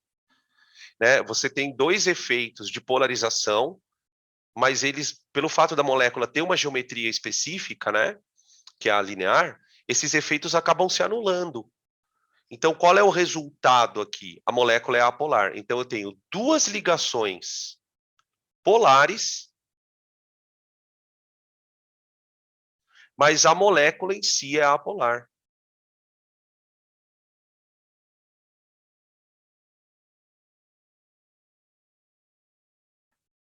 Apolar. Tá? Beleza? É claro que essas moléculas mais simples, a gente vai meio que memorizando mesmo as polaridades de cada uma delas. Tá? Mas o que é importante você sair daqui entendendo? Que a polaridade tem tudo a ver com a geometria. Então, tem coisas que, por causa da geometria, são polares, e tem coisas que, por causa da geometria, são apolares. Tá? Bom, vamos pegar um exemplo agora de molécula linear. Linear não, molécula angular. Moléculas angulares. Eu vou citar duas aqui, para a gente poder mostrar. Uma delas é a água, claro, né? Não imagina que eu não ia redesenhar a água. E eu vou pegar a molécula também de SO2, que a gente usou na aula de geometria. Ó. O caso das duas é bem interessante, por quê? Vamos ver. Ó. No caso da água, eu tenho dois vetores. Eu tenho um vetor puxando elétron para o oxigênio aqui, ó, e um outro vetor para cima. Ó. Conseguem perceber ali os dois vetores? Tá? Por que essa soma não dá zero, gente? Você tem um vetor que está apontando para a direita, que é o μ1. E tem um vetor que está apontando para a esquerda, que é o μ2. Por que essa soma não dá zero? Alguém poderia me dizer? Pourquoi? Por que essa soma não tem como dar zero, tá? Não tem como dar zero. Vocês lembram como é que a gente soma vetores? Pelo menos a gente faz o desenho da resultante? Tem um esqueminha, né? Como é que a gente faz uma soma de vetores na física? A gente pega os dois vetores e coloca os dois vetores na mesma origem. Ó, você faz isso aqui, ó. Coloca os dois vetores na mesma origem. Aí você usa aquela regra famosa del paralelogramo, eu ia falar paralelepípedo. Você desenha um paralelogramo, ficou bem tortinho, né? Mas tudo bem. E o vetor resultante, ele é a diagonal do paralelogramo. Então, por que essa soma não dá zero? Porque os dois vetores estão apontando para cima, no final das contas. Tudo bem que um está apontando para um lado, outro está apontando para o outro, mas no final das contas os dois estão apontando para cima. Então, o que a gente percebe nesse caso? Quando você imagina um resultante dos vetores, você vai perceber que esse resultante ele sempre aponta para o polo negativo da molécula. Então, quer dizer, onde está o polo negativo da água? O polo negativo da água está no oxigênio. Tá vendo? Ó? Ele está apontando para o polo negativo. E o polo oposto, que seriam os hidrogênios, você tem os polos positivos. Tá? Então, você tem uma região mais rica em elétrons e uma região menos rica em elétrons. Tudo bem? Beleza? Agora, olha o que acontece quando você tem uma molécula angular como o SO2. Né? O raciocínio é o mesmo, porém, o resultante vai dar para baixo. Veja só o que acontece. Ó. Vou colocar de verde. Ó. Aqui eu tenho um vetor apontando para o mais eletronegativo, vetor 1, e um outro vetor apontando para o lá de baixo. Ó. Tá vendo? Então, o que você tem nesse caso? O polo negativo é aqui embaixo. Opa. E o polo positivo é aqui em cima. Tá vendo? Só mudou o dipolo, trocou o lugar. Né? Na água, o dipolo negativo é em cima. E no SO2, o dipolo negativo é embaixo. Tá? Mas percebe que tudo isso é por causa da geometria. Percebe que se a água fosse linear,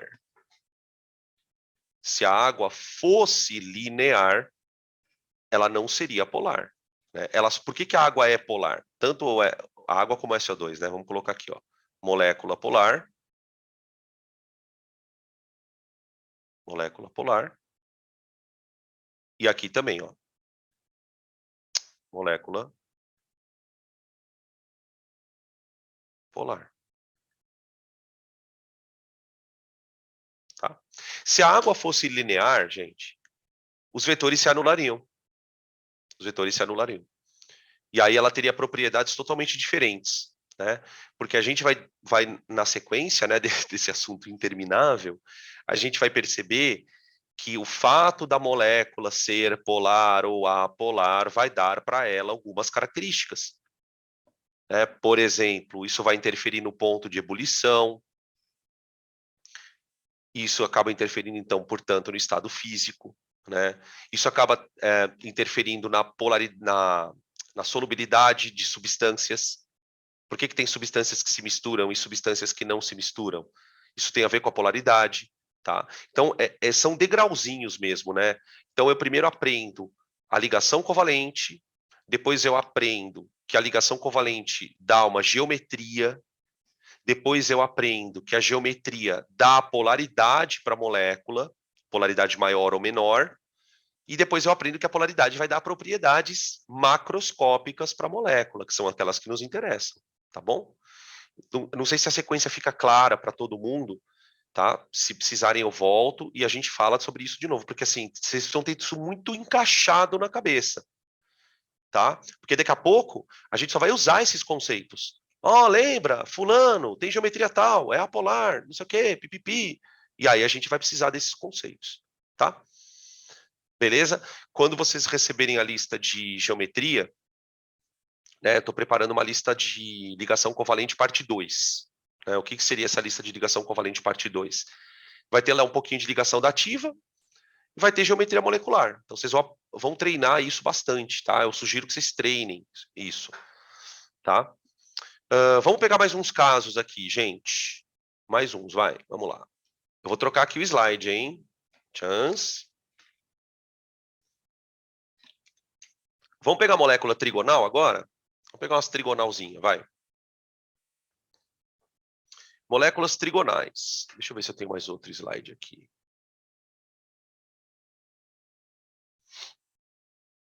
Vamos colocar aqui. Acho que eu vou ter que colocar nos dois aqui. Tudo bem. Peraí.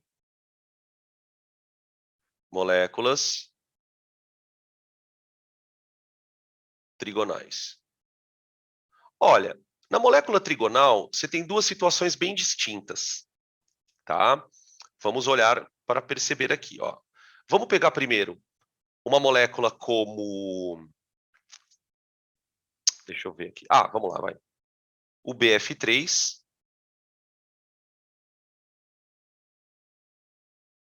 Tá? E um aldeído. O formaldeído. Super famoso lá na orgânica, ó. Em ambas as situações, a geometria é trigonal, tá? Só que acontece o seguinte, quando a gente vai colocar os vetores, olha o que vai rolar. Na molécula de BF3, eu tenho um vetor puxando elétron para cima aqui, Mi1, um outro aqui, Mi2, e um outro aqui, Mi3. Espera aí, eu fiz uma cagadinha aqui. O boro, ele é um pouquinho mais eletronegativo que o hidrogênio, tá, gente? Ali, não, peraí. Peraí, gente, apaga tudo aí, para tudo. O professor descobriu que fez uma cagadinha aqui. Troca aqui por hidrogênio, os hidrogênios, perdão, por flúor. Eu dei uma bugada aqui, eu dei uma bugada, tá? Tipo, esquece o que aconteceu nos últimos 30 segundos. Sabe quando o teu cérebro dá uma travada? Travou. Travou total, ó. E aí comecei a desenhar uma coisa, pensei em outra, aqui, Mi3, pronto, ó. Tá aqui. BF3 e o aldeído. Nessa molécula que vocês estão vendo à esquerda, os vetores estão todos apontados para o flúor, porque o flúor é mais eletronegativo. Então, eles se anulam, tá? Esse vetor aqui, ó, quando somado com esse e com esse, eles vão se anular. Resultante zero.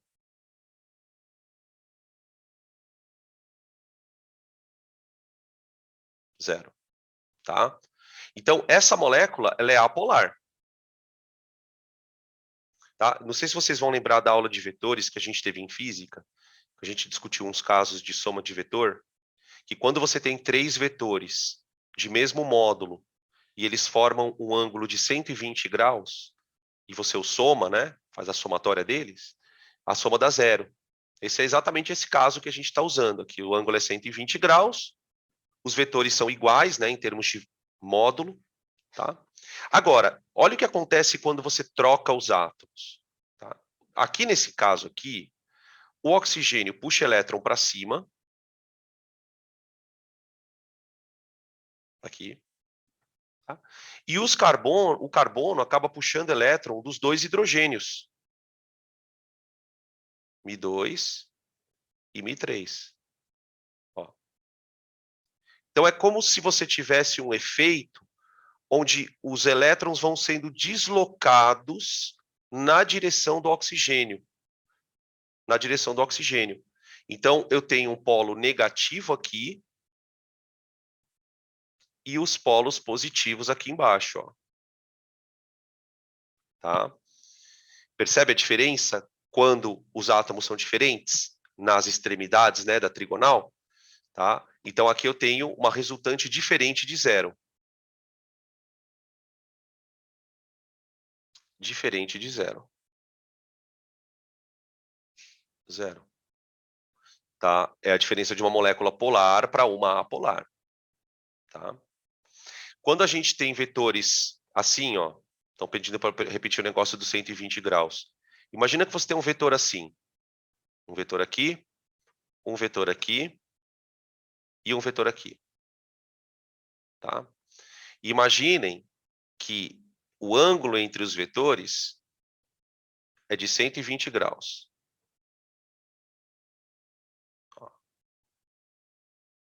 Tá? Se esses vetores forem somados, a soma dá zero.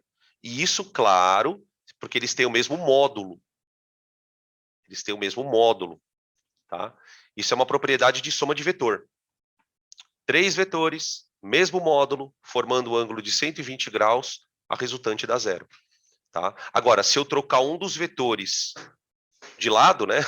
Um para cima, ou trocar o que está para cima, trocar para baixo, ou trocar os dois que estão para baixo para cima, né? Aí a resultante já não dá mais zero. Tá? Beleza? É como se fosse um jeito de vocês pensarem assim, tipo, sem muito drama, né? É pensar num cabo de guerra. Pensa aí num cabo de guerra, né? Se cada um vai puxar para um lado, a resultante dá zero ali. Agora, na molécula da direita, aí não, tá? Beleza? Ok, beleza. E se a molécula for piramidal? Molécula piramidal. Gente, molécula piramidal já começa a entrar um certo problema, porque a molécula é 3D, né? Piramidal. A molécula é 3D. Então, aqui a gente já começa a ter uma certa dificuldade de visualização. Né? Por exemplo, vamos pegar o caso da amônia. Então, aqui eu tenho uma ligação, uma saindo e outra lá para trás. As 3 ligações, elas formam a base de uma pirâmide. Ó. E lá no topo da pirâmide eu tenho um nitrogênio.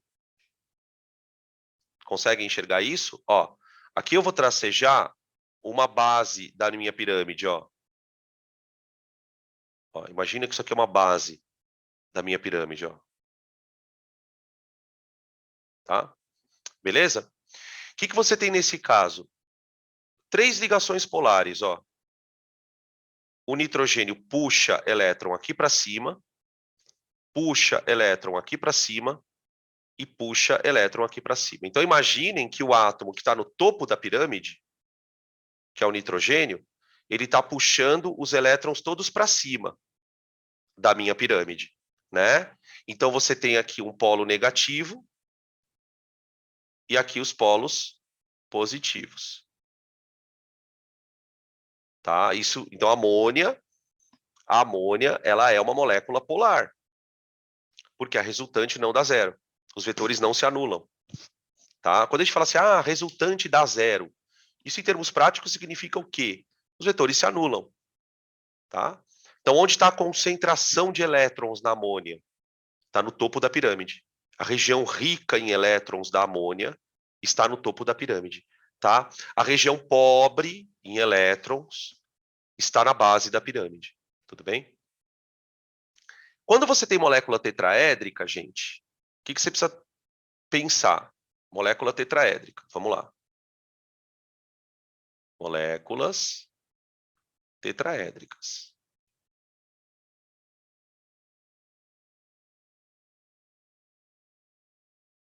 Tetraédricas. Você tem 2 casos de moléculas tetraédricas, tá? Tô operando.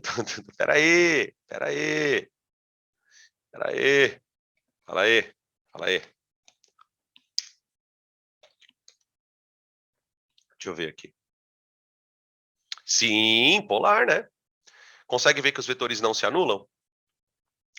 Que os vetores não se anulam. Aqui, ó. Vamos colocar aqui, molécula polar. Molécula polar. Tá? Podia escrever resultante diferente de zero também, né? Que dá na mesma. Tá? Mas ela é polar. Tá bom? Se a molécula for tetraédrica, o que você precisa tomar cuidado? Veja. Eu tenho duas situações. Situação mais simples. Um elemento central, né? E os átomos nas suas extremidades iguais. Tá? Ó, os átomos nas suas extremidades iguais. Nessa situação, peraí, deixa eu pintar aqui, gente. Nessa situação, os 4 vetores estão apontando para o centro do tetraedro. Conseguem imaginar isto? Os 4 vetores apontando para o centro do tetraedro. Aí, gente, vocês vão ter que acreditar em mim, porque eu não tenho nem como provar isso para vocês. Por que eu não tenho como provar? Porque isso aqui é uma soma de vetores em 3 dimensões. A gente não sabe fazer isso no ensino médio. A gente sabe, uma coisa é você somar vetores em 2 dimensões. Por exemplo, na trigonal, na molécula angular. Agora, quando a molécula sai do plano, uma molécula piramidal, você ainda consegue entender, olha, piramidal, tem o átomo aqui de cima puxando elétron, então ela é polar, tal, né? Agora, quando a molécula é tetraédrica é mais complicado, tá? O que você vai guardar de regra? Se a molécula for tetraédrica com os 4 átomos iguais, quer dizer, ou esses vetores estão apontando para dentro, tá? Então, o que resultaria numa molécula apolar, concorda? Ou os 4 vetores estão para fora. Por exemplo, ó, troca os átomos de hidrogênio por átomos de cloro. Espera aí, perdão, gente. Troca os hidrogênios por cloro, gurizada. Ó. Pronto. Ó. Pronto. Se eu trocar os hidrogênios por cloro, o que acontece? Como o cloro é mais eletronegativo que o carbono, ele puxa elétron. Ó. Agora os 4 vetores estão para fora. Tá? Tanto num caso como no outro, eles vão se anular, tá? Eles vão se anular. Eles vão se anular. Então, essas moléculas, elas são apolares. Tá? Agora, imagine uma situação assim, ó. Eu tenho aqui um cloro, aqui eu tenho um hidrogênio, aí aqui eu tenho um outro hidrogênio, e aqui eu tenho um outro hidrogênio. Ó. Pensa nesse tipo de tetraedro. Nesse caso, gente, a molécula não é apolar. Por quê? Ó, o carbono, ele puxa elétron dos hidrogênios. Então, o carbono está puxando os elétrons para o centro do tetraedro. Então, imagina lá os tripézinhos, né, o tripézinho assim, ó, puxando elétron. Só que o cloro continua puxando para cima, ó. Percebe?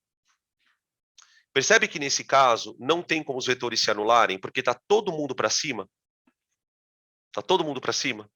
Então, nesse caso, o que vai acontecer? A molécula é polar. Polar.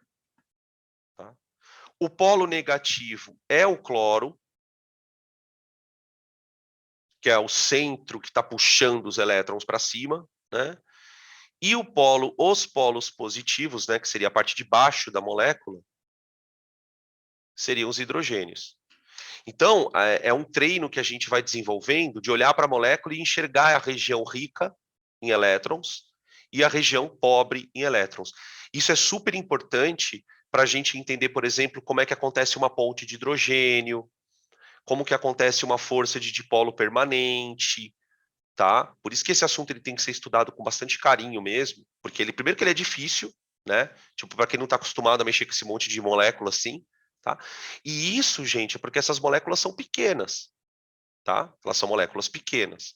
Então, quando a molécula é pequena, o que você faz? Você quer saber a polaridade dela, né?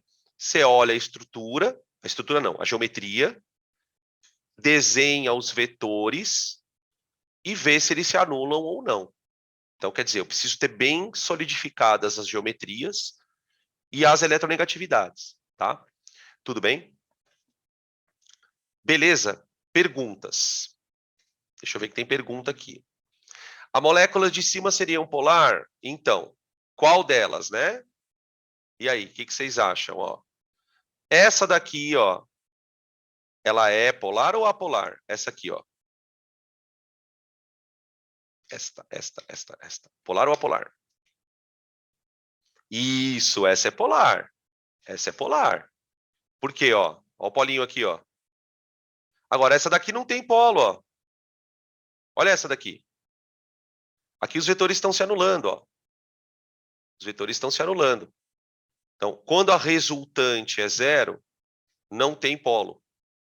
Os vetores se anulam, resultante zero, não tem polos. Tá? Então, essa daqui seria apolar. Espera aí. E essa daqui polar. Tá bom? Beleza? Para a gente encerrar, deixa eu ver o que eu tenho aqui. Espera aí, tira print primeiro. Deixa eu ver o que eu preciso comentar uma coisa com vocês aqui ainda. Espera aí.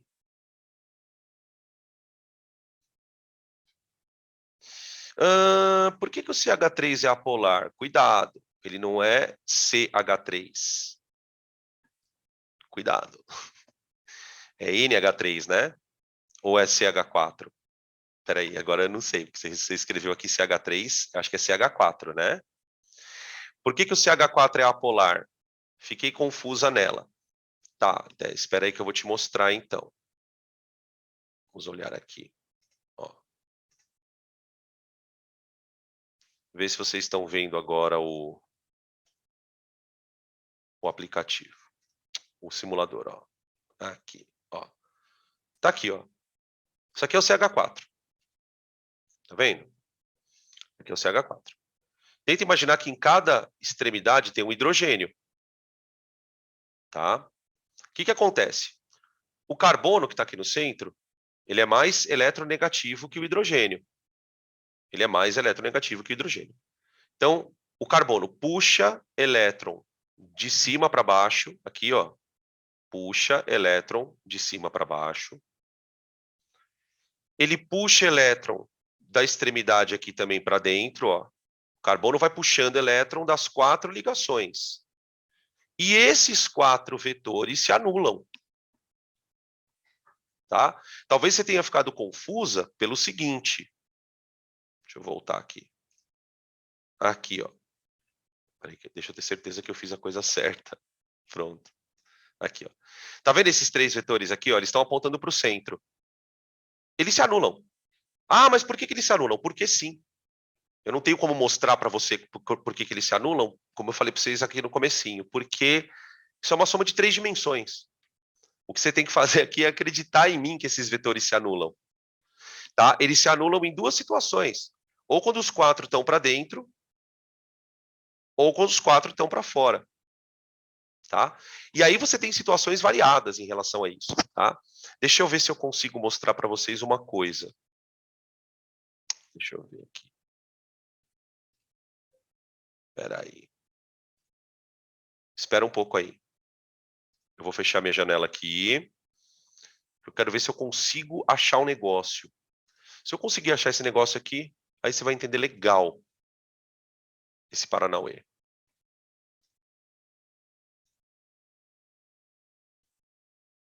Deixa eu ver se eu acho aqui, gente. Espera aí.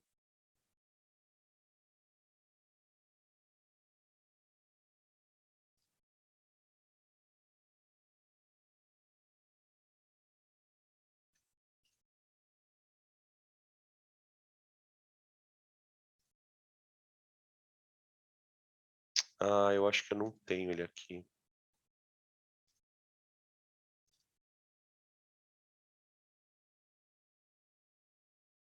Espera aí, mais um pouquinho, tá? Não é esse.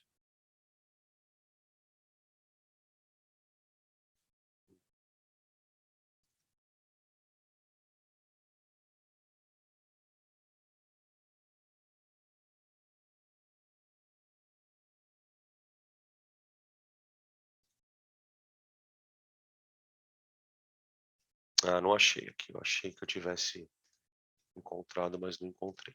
É isso. Eu vou ver se eu acho na próxima aula, porque a gente vai ter que discutir isso depois. Deixa eu abrir aqui a câmera. Eu tô com a câmera fechada. Pronto. Não achei aqui. Depois eu vou procurar nas minhas coisas aqui. Eu tenho um modelinho que ajuda a gente a entender quando que essas moléculas tetraédricas são polares ou apolares, tá? Aqui, para a gente encerrar, eu tenho alguns valores de polaridade de algumas moléculas, tá? Então, depois que você faz a soma dos vetores e tal, a gente vai chegar em algumas situações. Veja só. Quando que uma molécula ela é chamada de apolar, propriamente? Quando a soma de vetores dá zero. Tá aqui, ó. Então, esse aqui é o vetor resultante dela, tá? A gente vai observar aqui moléculas como metano também, ó, apolar. Então, quer dizer, aquela configuração das... Não tá em tela cheia? Peraí. Tinha que estar. Ah, não tá, não. Verdade. Aqui. Agora acho que foi. Foi? Aqui, pronto.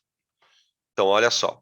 Olha para uma tabela de polaridade aqui, ó, onde você vê o hidrogênio como apolar. Vem aqui, ó, hidrogênio, apolar. Tá? Aqui embaixo, você tem o metano, apolar, com aquela geometria tetraédrica que a gente estava mostrando agora há pouco. E aí você tem um universo de moléculas polares, ó. Você tem moléculas pouco polares, ó, como, por exemplo, o CO, o HI, o HCl já é mais polar. Veja que a água é mais polar do que todo mundo aqui, quase. Tá vendo? Ó? A água é uma substância de altíssima polaridade. Tá? Você tem moléculas mais polares do que a água, ó, como a HCN, por exemplo. Então, quando a gente fala que uma substância é polar, é importante que você saia daqui entendendo duas coisas. Primeiro, se ela é polar, é por causa da geometria. Então, quer dizer, os vetores não se anulam, tá? E segundo, ser polar não significa todo mundo ser do mesmo tipo. Você tem moléculas pouco polares, moléculas mais ou menos polares e moléculas muito polares. E, obviamente, você tem as apolares. Tudo bem? Beleza? Perguntas, gente. Não temos que decorar essa tabela, tá? Pelo amor de Deus. Tem até moléculas aqui orgânicas, ó. Metanol, etanol, tá? Na aula que vem, o que que a gente vai fazer? Já deixando para a gente, já encerrando aqui essa aula de geometria. Na aula que vem, a gente vai discutir como é que eu determino polaridade quando a molécula é grande. Quando eu falo grande, eu estou me referindo especificamente a moléculas orgânicas. Porque, gente, uma coisa é você determinar a geometria de molécula pequenininha. Essas moléculas que a gente estava trabalhando em sala, agora em aula, elas são moléculas pequenas. Quando a molécula é grande, não dá para você fazer por geometria. A gente vai desenvolver uma técnica para saber o quanto essa molécula é polar, o quanto ela é apolar. Tá? A gente vai descobrir na próxima aula que quando a molécula é muito grande, nem é muito certo você dizer que ela é polar ou apolar. Ela tem regiões que podem ser polares, regiões que podem ser apolares. Tá? Aí a gente vai discutir solubilidade, semelhante dissolve semelhante, e quais são as características que vão influenciar nessas propriedades, tá? Beleza? E aí, na aula que vem, né, na semana que vem, a gente vai fazer metade da aula discussão disso e a outra metade ligação metálica. Aí a gente termina a parte de ligações, tá? Finalmente. Beleza? Tudo bem, crianças? Eu vou parando por aqui e aí a gente se vê daqui a pouco. De noite. De noite. Tá? De noite nós temos